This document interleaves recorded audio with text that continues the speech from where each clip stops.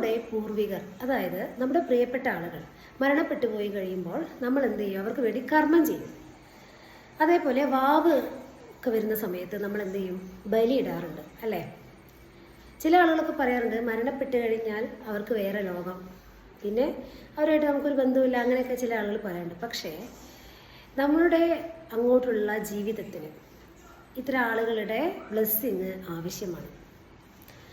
കാരണം അവരുടെ പ്രതിനിധികളാണ് നമ്മൾ. മരണപ്പെട്ട് കഴിഞ്ഞാൽ ഉയർന്ന തലത്തിലേക്ക് അവർക്ക് എത്തേണ്ടതുണ്ട്. അതിന് നമ്മുടെ പ്രാർത്ഥന അതേപോലെ കർമ്മവും അവർക്ക് ആവശ്യം തന്നെയാണ്. അതുകൊണ്ട് എന്നും നന്ദി പറയുന്ന സമയത്ത് അവർക്കും കൂടെ വേണ്ടി നന്ദി പറയുക, അവർക്ക് വേണ്ടി പ്രാർത്ഥിക്കുക ഉന്നത തലങ്ങളിലേക്ക് എത്താൻ. ഇത് നമ്മുടെ ഓരോരുത്തരുടെയും ബ്ലെസ്സിങ്ങിന് കാരണമാണ്.